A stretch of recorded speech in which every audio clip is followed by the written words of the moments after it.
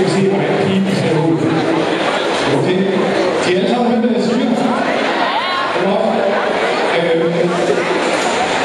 En af vores klassekammerater, der Martin, og som Peter sagde, det var, at Martin havde startet i Mexico, der havde boet over i Nord eller noget, og hun sagde ikke, hvad med her i aften?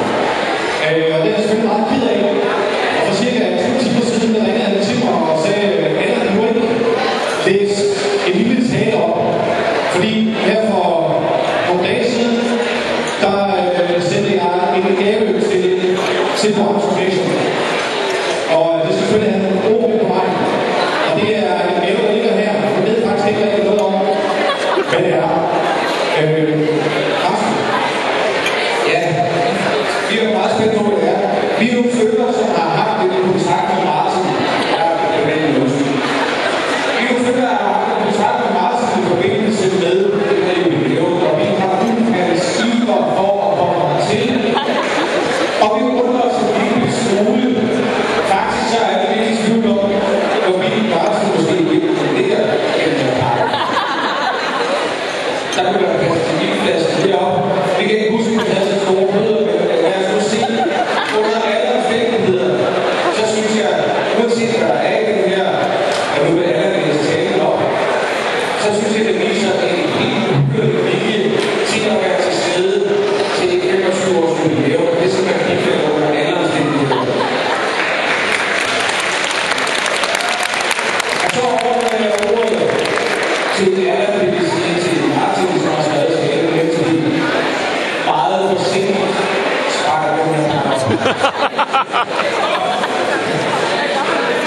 Hej, SB, generation 83 til 86, dem der er 83 86, nu er det ikke kommet op. Så her, det går være så mange. Når man siger 1983, 84, 85 og 86, så er noget det første, man kommer til at tænke på, det er Kim Schumacher. Men han studie 83, 84, 85 og 86. Det har været et privilegium at vokse op med unge i de år. Og jeg tror, vi alle sammen kan være stolte over at være en del af en generation, der havde Madonna, Prince og Michael Jackson som idoler, mens man i dag må nøjes med Beyoncé, Britney Spears og Lady Gaga. Allerede i musikken kan man se en kæmpe forskel i kvalitet og dybde ved den tid, vi var studerende, og det er andre generationer, der nøjes med eller nøjes med. Vi var også privilegerede med at være unge i en tid, hvor nye modeindfald dukkede op på instans. Vi havde klaphatte, røde sko, vi havde klæbehammer, hvide elektriske boogie-handsker, og ikke mindst på meget vedkommende dukkede hiphoppen op som en krop med rap, breakdance og film. På diskotekerne og barerne kunne pludselig drikke krydsmissiler til Kina Bobo, Sol og Corona, og i tv der så vi Donald Reagan, Gorbachev og Poul Schlüter. Og ikke mindst så vores eksamenslæsning til de store studentereksamen, kunne vi følge kriminelle kære og blive med navnet Amke og Rai til Pillebakke under VM i Mexico. 6-0, det glemmer vi aldrig. På samme tid var det også et privilegium med den generation, hvor fremtiden kunne føles. Vi havde computerspil, vi havde digitale ur, videogames, Pac-Man, Galaga, og lokalradioer dukkede op på biografen, eller nej, det gjorde det selv.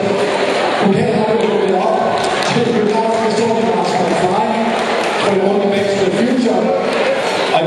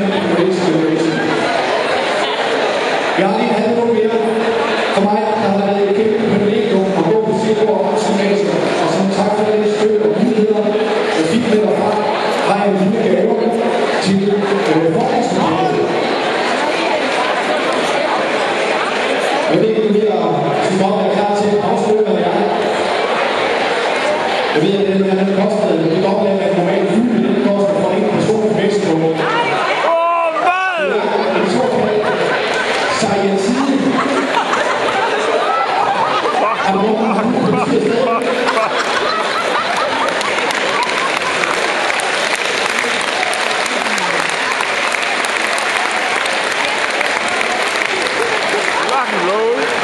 Og når man har haft oldtidskundskab, hvor mange har haft det? Kan vi få et bud på, hvad det her er?